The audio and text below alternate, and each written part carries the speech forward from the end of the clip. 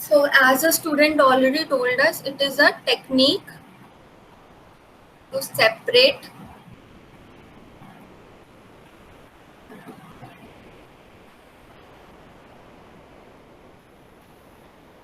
a mixture of compounds.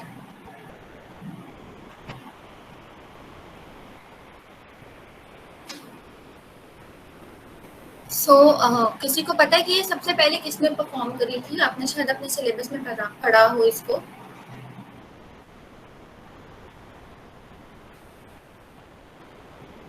It was performed first by Michael Suit.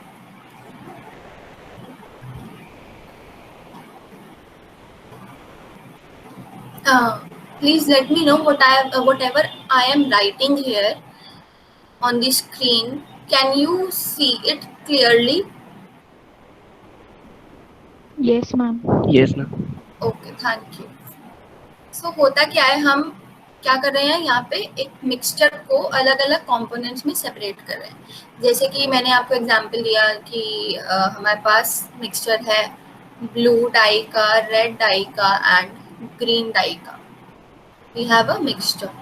Chromatography से क्या होगा, इन तीनों का अलग अलग सेपरेशन हो जाएगा. Suppose this is a column जिसमें कि हम क्रोमैटोग्राफी परफॉर्म करेंगे. देन एक जगह आपकी ब्लू डाई आ जाएगी, एक जगह रेड डाई आ जाएगी और एक जगह ग्रीन डाई आ जाएगी. इसमें क्या होगा, जो आपका मिक्सचर है जो आपने लोड किया था यहाँ पे, इट गॉट सेपरेटेड.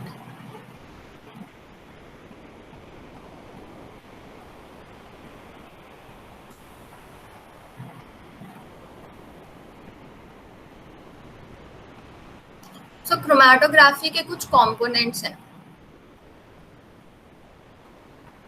इसकी क्या क्या रिक्वायरमेंट्स हैं, हमें क्या क्या चाहिए इसके लिए. फर्स्ट ऑफ ऑल हमें हमारा मिक्सचर चाहिए first. Then we need a stationary phase.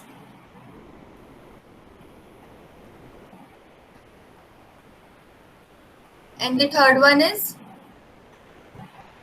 Stationery phase के साथ जो होता है, जो कि इम्पोर्टेंट होता है क्रोमैटोग्राफी के लिए. एनीबॉडी? मोबाइल पे. यस.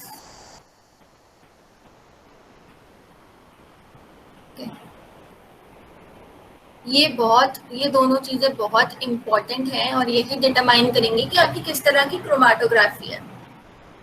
मोबाइल फेज का रोल क्या होता है? एनीबॉडी? किस लिए होता है मोबाइल फेज? ओके मैं बता देती हूँ. मोबाइल फेज किस लिए होता है? It helps the analyte to move through the stationary phase.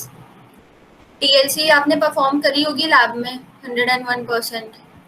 उसमें आप क्या करते हो, स्पॉट लगाते हो स्टेशनरी फेज पे. देन आप उसको क्या करते हो, एक मोबाइल फेज चैम्बर में रख देते हो. इसी को आप अगर सीधा करके इमेजिन करो तो. टीएलसी परफॉर्म करी है ना सबने? Please let me no.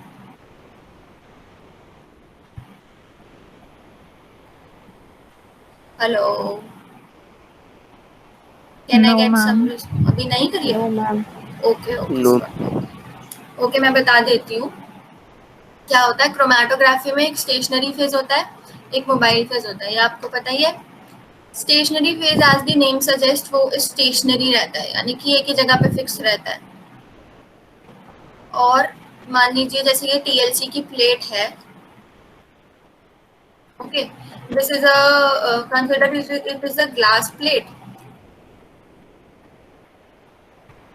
And इस पे हमने कोटिंग कर दी है किसी भी मटेरियल की. मेनली हम टीएलसी में क्या करते हैं, सिलिका जेल जी की कोटिंग करते हैं. तो वो हो गया हमारा स्टेशनरी फेज. मान लीजिए इस पे ये जो येलो कलर की है, ये एक तरह से एक काइंड ऑफ एक सेमी सॉलिड टाइप का या एक थिक कंसिस्टेंसी का एक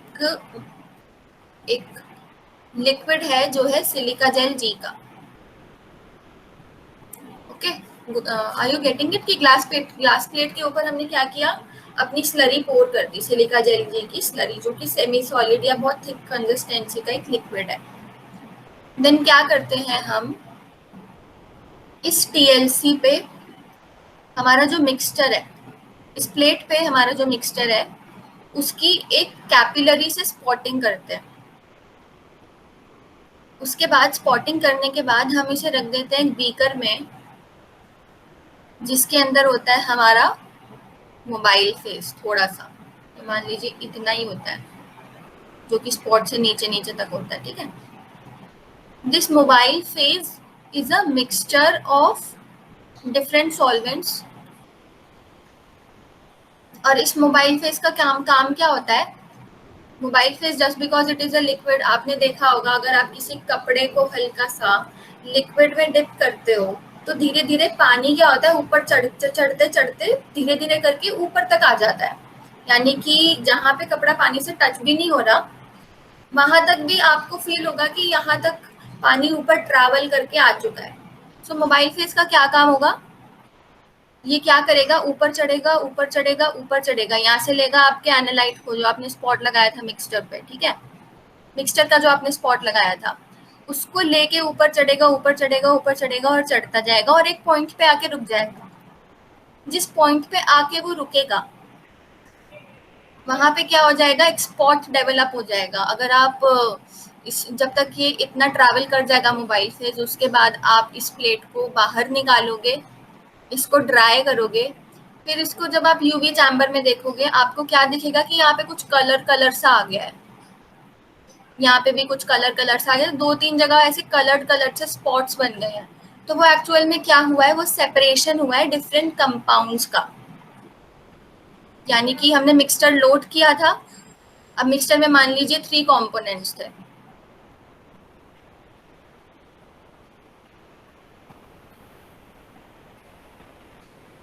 इन कंपोनेंट्स उसमें ए बी और सी, और क्रोमेटोग्राफी की हेल्प से क्या हुआ, मोबाइल फेज उस मिक्सचर को ऊपर लेके गया लेके गया लेके गया और एक जगह पे ए रुक गया, एक जगह पे बी रुक गया, एक जगह पे सी रुक गया।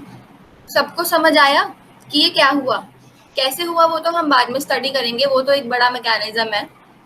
बट ये समझ आया कि ये एक्चुअल में क्रोमेटोग्राफी ही है, ये क्रोमेटोग्राफी ही हुई बिकॉज यहाँ पे सेपरेशन हो गया। और मोबाइल फेस का काम यहाँ पे क्या था कि वो आपके एनालाइट के साथ मिलके वो उसको ऊपर लेके जाएगा ताकि वो सेपरेट हो जाए, मिक्सचर को ऊपर लेके जाएगा ताकि वो डिफरेंट केमिकल कंपाउंड्स में सेपरेट हो जाए। इतना समझ आया सबको? Yes ma'am. Yes ma'am. अगर किसी को कोई प्रॉब्लम है तो please don't feel reluctant, hesitate मत हो आप, I can repeat it again because I know it must be a new thing for you. इसको जब आप लैब में परफॉर्म करोगे, मे बी शायद आपका आगे जाके प्रैक्टिकल हो, तो तब आपको ये प्रैक्टिकलिटी में दिख जाएगा, आपको स्पॉट्स दिख जाएंगे, तब आपको और अच्छे से समझ आएगा। ये तो जस्ट मैंने आपको एक थियोरेटिकल थिंग दिखाई है, आगे मैं आपकी और क्लासेस लूंगी तो पिक्चर्स के इलस्ट्रेशन से I will make it clear to you all. So basically यहाँ पे हमने क्या देखा कि यहाँ पे हमारा जो मिक्सचर था सेपरेट हो गया एंड क्रोमेटोग्राफी इज परफॉर्म्ड। इसके पीछे एक बड़ा सा मैकेनिज्म होता है, वो मैं आपको आगे जाके समझाऊंगी बट एक डिटेल्ड क्लास में। देन बात आती है इसकी क्लासिफिकेशन की, क्रोमेटोग्राफी की क्लासिफिकेशन की, जिससे कि क्वेश्चंस पूछे जा चुके हैं और आगे भी पूछे जाएंगे। सो वेरियस बेसिस पे क्रोमेटोग्राफी की क्लासिफिकेशन है। So the first one is on the basis of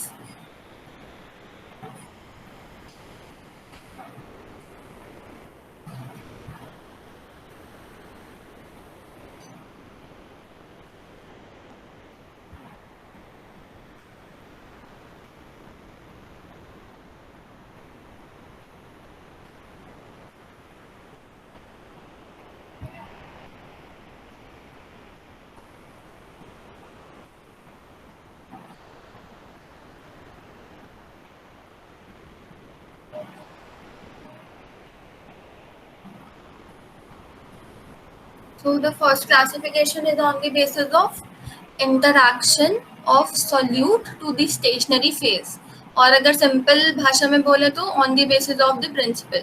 So for chromatography, we have these five type of principles. First is adsorption. Adsorption, I guess you already know, आपने ये तो 11th 12th में भी पढ़ा होगा कि adsorption is a surface phenomena. तो ये वाला adsorption भी वही है, इसको हम आगे जाके ये देखेंगे कि कैसे adsorption हो रहा है. Then we have partition.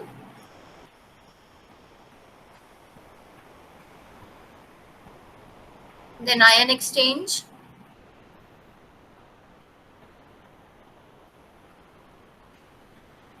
Then fourth we have size exclusion. And fifth is affinity. ये 5 तरह के प्रिंसिपल्स होते हैं क्रोमेटोग्राफी के. एंड आपसे डायरेक्टली क्वेश्चन ये पूछा जाएगा कि जैसे कि एक क्वेश्चन था यहाँ पे, the principle of gas liquid chromatography is partition, affinity, adsorption, ion exchange. तो ये सही, यही वाली टर्म्स आपको इधर दिख रही होंगी. अब ये सब होते क्या है, इसको हम आगे जाके डिटेल में डिस्कस करेंगे. अभी मैं आपको थोड़ा बहुत बता देती हूँ. Adsorption is a surface phenomena, you already know. Partition होता है between liquid and liquid. Okay, अगर हमारा जो मोबाइल फेज है वो भी लिक्विड है और हमारा जो स्टेशनरी फेज है वो भी लिक्विड या गैस है, तो हमारा पार्टीशन होगा वहाँ पे. Then we have ion exchange. यहाँ पे चार्ज के बेसिस पे सेपरेशन होता है. देन साइज एक्सक्लूजन, यहाँ पे साइज के बेसिस पे सेपरेशन होता है. Then we have affinity. Affinity में किस बेसिस पे सेपरेशन होता है, suppose we have a column and हमें कोई एंटीबॉडीज सेपरेट करनी है. हमने इसमें कोई सैंपल लोड किया, उसमें हमारी एंटीबॉडीज हैं और हमें उसको सेपरेट करना है. तो हम क्या करेंगे, जो हमारा कॉलम है इसकी जो ये मैट्रिक्स है यहाँ पे, यानी कि जो इसको जो पार्टिकल्स है स्टेशनरी फेज पे, उन पे हम कोई ऐसा एंटीजन लगा देंगे कि ये जो एंटीबॉडी है ये उससे बाइंड हो जाएगी और बाकी का मटेरियल निकल जाएगा नीचे. यानी इस एंटीबॉडी को हम थ्रू डिफरेंट मैकेनिज्म हम सेपरेट कर लेंगे. So basically what I am telling you is these are the 5 types of principle and इनसे क्वेश्चन पूछे जाने की प्रोबेबिलिटी बहुत हाई है. इनका एक एक करके जो मतलब है वो हम आगे क्लास में पढ़ेंगे, आने वाली क्लासेस में. Then the other basis on which chromatography is classified is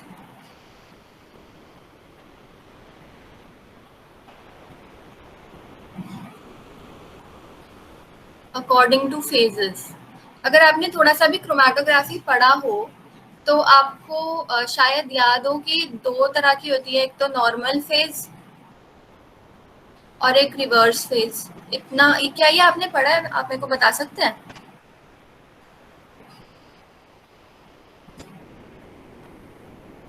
Anybody?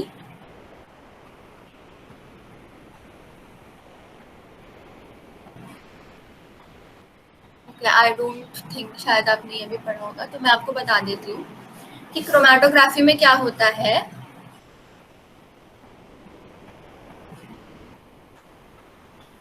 We have a stationary phase and a mobile phase. But एक कंडीशन होती है यहाँ पे, इनमें से कोई एक ही पोलर होगा और जो दूसरा होगा वो नॉन पोलर होगा. ओके,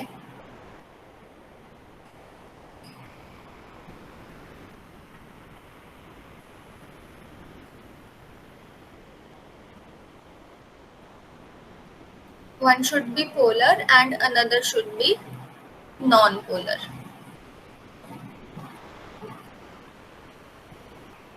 तो अगर आपका स्टेशनरी फेज पोलर है और मोबाइल फेज नॉन पोलर है तो it will be a type of normal phase chromatography.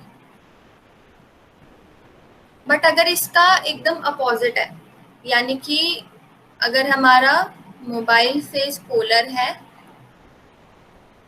और हमारा स्टेशनरी फेज नॉन पोलर है,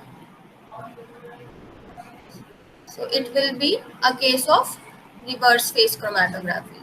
इस पे भी क्वेश्चन पहले पूछा जा चुका है. हाँ, काफी सिंपल चीज है ये, काफी बेसिक चीज है, but still you should know about it, because इस पे फिर वो आपसे ऐसे क्वेश्चंस पूछ लेगा कि एफिनिटी के ऊपर पूछ लेगा कि अगर जो आपका एनालाइट है वो ट्रैवल फास्ट कर रहा है तो उसकी एफिनिटी ज्यादा किसके साथ है, मोबाइल फेज के साथ या स्टेशनरी फेज के साथ. आई नो ये थोड़ी आगे की चीज है, so you need not to concentrate on it now.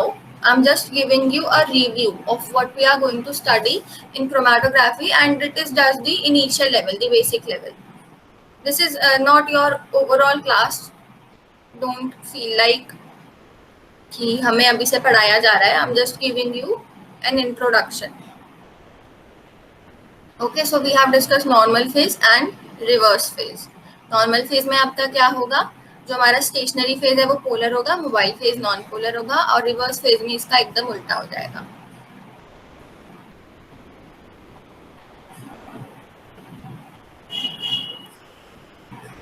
Then the third classification is on the basis of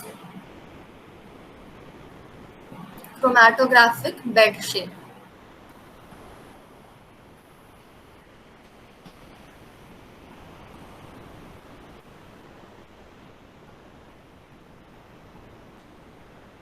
So you must have heard of these two terms, 2D and 3D. अगर मैं बात करूं एक TLC प्लेट की, जो कि एक plain plate है, it will be a case of 2D. But अगर मैं बात करूं एक सिलेंडर है हमारे पास पतला सा, जिसको हम कॉलम बोलते हैं, और उसके अंदर हमारा जो स्टेशनरी फेस है वो पैक्ड है, so it will be a case of 3D. Okay, and 2D में हमारा एग्जाम्पल है एक TLC की plate.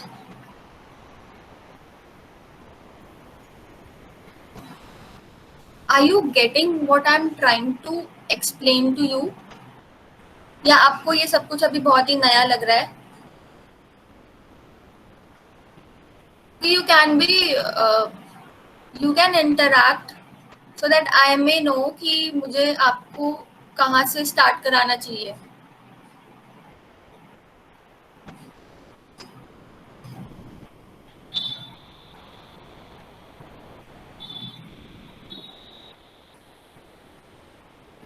Pramod Kumar has raised a hand.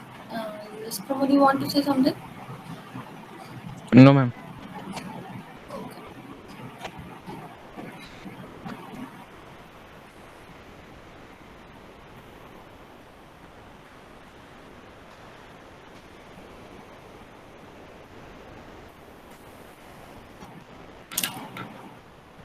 Next classification we have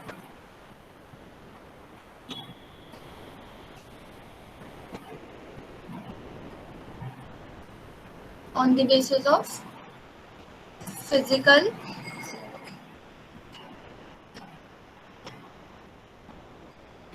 state of mobile phase.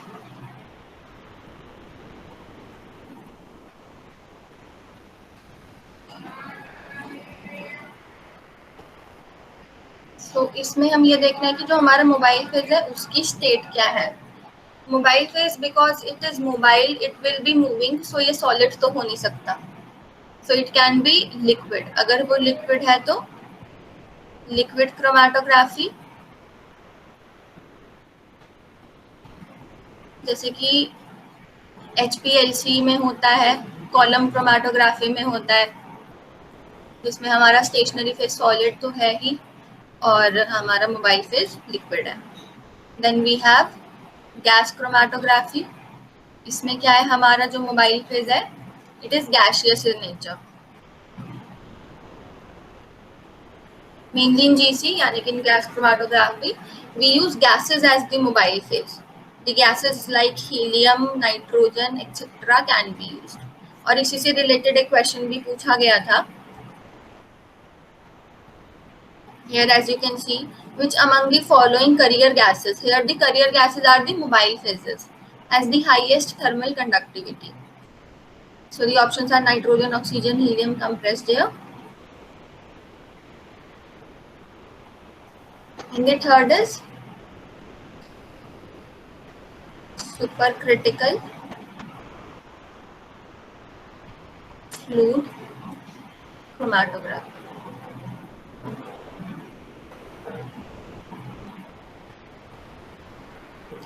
इसमें क्या होता है, हम CO2 गैस यूज करते हैं as a mobile phase, and इसी पे हम प्रेशर देते हैं जिससे कि ये लिक्विड बन जाती है. So the mobile phase is a combination of liquid solid. You can say that कि हमने एक गैस को एक लिक्विड में कन्वर्ट कर दिया प्रेशर देके. तो इसके लिए एक अलग ही क्लास है इसकी, that is super critical fluid chromatography. So ये इतनी क्लासिफिकेशन है क्रोमैटोग्राफी की, and I know it is new for you and I just had to give you a review. So in the upcoming class we will be starting it from the beginning. जो हमने आज की class में discuss किया वो तो हम करेंगे ही करेंगे, आगे भी डिस्कस. बाकी इसके आगे का पार्ट भी हम डिस्कस करेंगे. And I will try to, just because I got to know today कि ये आपके लिए थोड़ा न्यू है, like a normal phase chromatography, reverse phase chromatography. I was expecting कि आप में से शायद कुछ लोगों को आता होगा थोड़ा इसका बेसिक, but अभी just because it is very new for you all, so I will try to make illustrations so that the concept can become clear to you. If you have any queries, you can ask me. अगर आपको कुछ भी doubt है कि हम कैसे तैयारी करने वाले हैं, हम क्या क्या पढ़ने वाले हैं, हम कितने क्वेश्चन सॉल्व करेंगे आगे जाके, कितना टाइम हम क्वेश्चंस को डेडिकेट करेंगे, कितना कंसेप्ट को डेडिकेट करेंगे, तो आप मुझसे पूछ सकते हो. Feel free to ask your doubts, anything.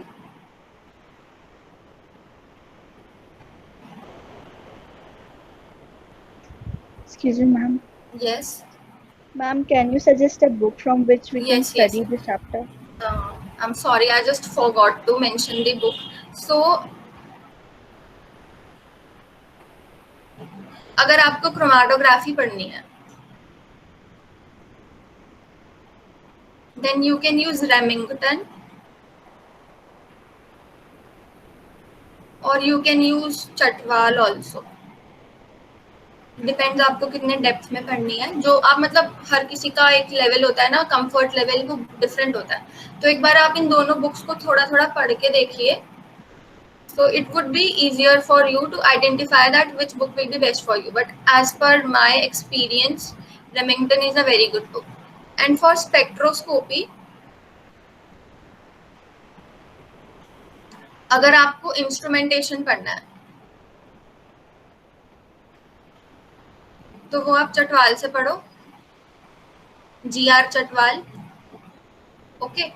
And अगर आपको बाकी चीजें पढ़नी है अपार्ट फ्रॉम इंस्ट्रूमेंटेशन, जो दूसरे इम्पोर्टेंट कंसेप्ट्स है, then Y R. Sharma is the best book. Y R. Sharma is the bestest book for analysis for the bachelors level. As इसमें क्या होता है ना, हर चैप्टर के बाद आपको कुछ क्वेश्चंस मिलेंगे. अगर आप उन क्वेश्चंस को सही से पढ़ लोगे, उसके बाद अगर आप जीपैट का कोई भी पेपर खोल के देखोगे ना, तो आप इतने अच्छे से रिलेट कर पाओगे उसको कि अरे यार इस क्वेश्चन का आंसर तो उस बुक के पीछे वाले आंसर्स, क्वेश्चन आंसर्स में दिया था. तो ये दोनों बुक्स बहुत अच्छी हैं, चटवाल भी और वाई.आर. शर्मा की. इनकी यूटिलिटी अलग है. चटवाल में बहुत फालतू की चीजें भी दी होती हैं, तो इसलिए आई विल प्रेफर कि आप उसको बस इंस्ट्रूमेंटेशन के लिए पढ़ो. बाकी वाई.आर. शर्मा आप दूसरे कंसेप्ट्स के लिए पढ़ सकते हो, क्वेश्चन आंसर देखने के लिए पढ़ सकते हो.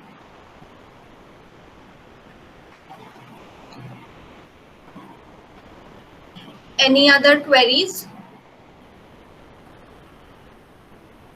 Look, I want to tell you one thing कि as per my experience, मैंने भी कभी जीपैट की तैयारी करी थी. नोट्स आपको प्रोवाइड होंगे कोचिंग से. ओके, नोट्स आपको बहुत हेल्प करेंगे. बट अगर आपके पास टाइम है और अगर आप अपनी नॉलेज को और अपनी प्रिपरेशन को एक अलग ही लेवल पे लेके जाना चाहते हो, तो आप बुक्स से ज़रूर पढ़ो. बुक्स से पढ़ने की आदत बहुत अच्छी होती है. क्या करो आप सबसे पहले तो जैसे जैसे मैं क्या करती थी अपने टाइम में, और बहुत सारे अच्छे मतलब काफ़ी जो डेडिकेटेड स्टूडेंट्स होते हैं वो यही करते हैं कि जब आप प्रिपरेशन स्टार्ट करो अपनी, तो चैप्टर स्टार्ट करने से पहले ना एक बार उसके क्वेश्चंस ज़रूर देखो। शुरू शुरू में कुछ समझ नहीं आएगा, बस पढ़ो, क्वेश्चंस पढ़ो, कहीं से भी पढ़ो, किसी भी बुक से लो, कुछ कुछ 10 12 20 MCQ ज़रूर पढ़ो। उसके बाद चैप्टर शुरू करो, ठीक है। चैप्टर पढ़ोगे ना, आपको बीच बीच में ये पता चल जाएगा कि चैप्टर में से इम्पॉर्टेंट क्या है, तो उससे ये होगा आपका फालतू की चीज़ पे कम ध्यान जाएगा और GPAT के लिए जो इम्पोर्टेंट है उस पर ज़्यादा ध्यान जाएगा। दैट इज द स्ट्रैटेजी कि हम फालतू की चीज़ पे ज़्यादा ध्यान ना दें, और जो हमारे काम का है, जो एक एंट्रेंस एग्जाम के लेवल का है, हम उसी पे ज़्यादा ध्यान दें।